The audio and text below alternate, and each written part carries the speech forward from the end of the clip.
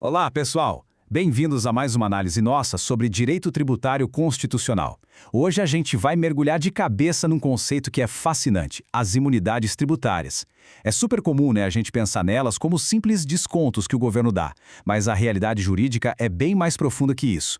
Na verdade, são verdadeiros escudos constitucionais, aquelas barreiras erguidas pela própria Constituição para proteger valores essenciais da nossa sociedade contra o apetite arrecadatório do Estado. E claro, como quem estuda a fundo precisa estar 100% atualizado, a gente vai ver como essas regras sobrevivem e se adaptam à nossa histórica reforma tributária, focando nos novíssimos IBS-CBS. Vamos lá! Dando uma olhada rápida no nosso roteiro, a gente vai mapear 6 desses escudos hoje. A imunidade recíproca, a religiosa, a de partidos e sindicatos, a cultural, a musical e, para fechar com chave de ouro, a aplicação de tudo isso no novo regime. Bom, começando pelo nosso tópico 1, a imunidade recíproca, que a gente chama de escudo federativo. É o seguinte, para manter o nosso pacto federativo em paz, a União, os estados, o Distrito Federal e os municípios simplesmente não podem cobrar tributos uns dos outros. Mas atenção total aqui. A grande sacada na leitura do texto constitucional é a palavra impostos. Esse escudo protege o patrimônio, a renda e os serviços especificamente contra impostos. Quer dizer, não blinda contra taxas ou contribuições de melhoria, tá? E um detalhe bem inteligente. Os parágrafos 2º e 3º estendem essa proteção para as autarquias de fundações públicas, desde que, claro, elas estejam focadas nas suas finalidades essenciais. Agora, o que é realmente interessante de observar é como isso cai na prática. Pensa no cenário que apareceu na prova da VUNESP agora em 2024. O Supremo Tribunal Federal, o STF, entende que os Correios, sendo uma empresa pública com monopólio de um serviço essencial, têm imunidade total. Por outro lado, se a gente pegar uma sociedade de economia mista que está lá na Bolsa de Valores visando lucro, distribuindo dividendo para os acionistas, tipo a Sabesp antes da privatização, aí não tem escudo. A lógica faz todo sentido. A imunidade não existe para dar vantagem competitiva no mercado livre, sabe? Avançando, chegamos ao tópico 2, a imunidade religiosa, protegendo a fé. A gente sabe que o Estado brasileiro é laico e protege as entidades religiosas. E vale até lembrar que a Emenda Constitucional 132 expandiu isso, colocando as organizações assistenciais vinculadas a essas entidades debaixo do mesmo guarda-chuva. Mas aí vem aquela dúvida clássica, aquele verdadeiro mistério jurídico de provas. E se a igreja não for a dona do imóvel? Imagina que o espaço do culto é alugado. Será que um simples contrato de locação derruba o escudo constitucional? E a resposta do STF é um sonoro e absoluto sim.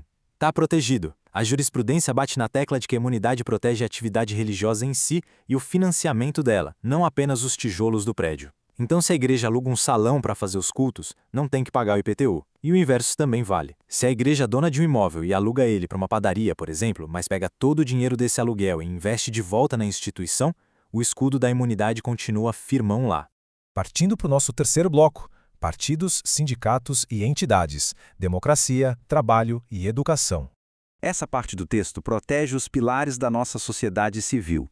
Ela blinda o patrimônio dos partidos políticos, de entidades educacionais, assistenciais e sindicatos. Só que, pessoal, tem uma pegadinha que define muita coisa. A Constituição é extremamente cirúrgica aqui. Ela blinda de forma expressa os sindicatos dos trabalhadores. E os sindicatos patronais, aqueles que representam as empresas, ficam totalmente de fora da brincadeira. Eles não têm esse benefício e pagam impostos normalmente. E olha, para as instituições de educação e assistência social, o escudo não é bagunça não, não é automático. Para manter a imunidade ativa, existem contrapartidas bem rigorosas lá no artigo 14 do Código Tributário Nacional. Elas não podem de jeito nenhum distribuir lucros, a contabilidade tem que estar na mais perfeita ordem e todo centavo arrecadado precisa ser aplicado integralmente aqui no Brasil, focado nos objetivos delas. Pisou na bola e desviou a finalidade, adeus imunidade. Vamos esquentar as coisas e testar os limites dessa proteção com um caso real que caiu na PGE da Bahia. Pensa bem, uma entidade educacional sem fins lucrativos vai no banco e faz uma aplicação financeira. Ela paga a IOF? E se a prefeitura cobrar a taxa de coleta de lixo, o escudo aguenta esse tranco? O ponto crucial que a gente tem que levar para a vida é o artigo 150 apenas impostos. Taxa é remuneração por serviço específico do Estado, então sim, elas têm que pagar a taxa de lixo. Mas a grande reviravolta vem com o IOF. O STF, julgando o tema 328, deu uma interpretação bem mais ampla e cravou que o IOF das aplicações financeiras dessas entidades está, sim, protegido. O objetivo é garantir que o patrimônio real delas seja preservado. Chegando no nosso tópico 4, a imunidade tributária cultural, o escudo para o conhecimento.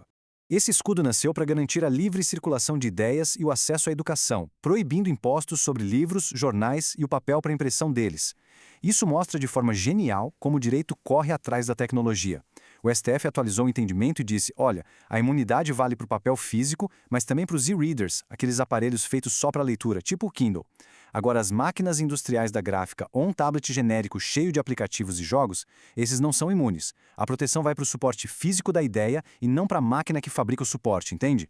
Vamos para o tópico 5, a imunidade da música nacional, protegendo a arte brasileira. É incluída lá atrás para blindar a nossa cultura contra a pirataria e produtos de fora, essa regra exige uma baita precisão técnica. Tudo gira em torno da Lei de Direitos Autorais e do conceito de fonograma. Juridicamente, fonograma é qualquer fixação de som de uma execução que não faça parte de uma obra audiovisual, ou seja, não é um videoclipe ou um filme, é som puro. E a regra de ouro aqui, que é um prato cheio para provas, é a exigência geográfica. É implacável. Para não pagar imposto, o fonograma musical tem que ser produzido fisicamente no Brasil. Se alguém gravar um CD lá fora, mesmo que seja só com artistas brasileiros, e importar para o Brasil, já era. Produto importado não leva o escudo. A produção tem que acontecer com os pés no nosso território. E agora, o clímax da nossa análise. Tópico 6. O novo regime. As imunidades na nova era do IVA. Afinal, como todas essas regras centenárias sobrevivem à maior revolução fiscal da nossa história recente? A grande novidade do novo artigo 149b da Constituição traz um alívio, mas com uma vírgula gigantesca. O texto garante expressamente que tanto o IBS quanto a CBS vão respeitar todos esses escudos clássicos do artigo 150 que a gente acabou de ver. Mas prestem muita atenção. A Constituição proíbe aplicar nesses novos tributos a imunidade lá da Seguridade Social, do artigo 195, parágrafo 7º. Fizeram um corte cirúrgico no texto. E na prática, vamos olhar para a novíssima Lei Complementar 214 de 2025? Exportações continuam blindadas para a gente competir lá fora. Igrejas, partidos e sindicatos mantêm a imunidade quando vendem bens ou serviços. Mas olha a armadilha aqui. A imunidade não vale para o que essas entidades compram. E como o novo sistema é não cumulativo, a imunidade no fim da cadeia muitas vezes anula os créditos tributários lá de trás. Resumindo, o escudo protege a ponta final da entidade, mas embaralha totalmente a engenharia financeira na hora de fazer compras. Para fechar o nosso encontro hoje, fica essa reflexão no ar. A gente viu as imunidades evoluírem do papel para o e-reader e agora se moldarem a um sistema gigante de IVA. Com a nossa economia virando cada vez mais digital e intangível, será que esses escudos lá da Constituição vão conseguir abraçar o futuro ou as regras vão ficar engessadas? É o tipo de pergunta que vai continuar esquentando a cabeça dos juristas e de todo mundo que estuda o direito. Pessoal, muito obrigado por acompanharem essa análise de hoje e até a nossa próxima jornada.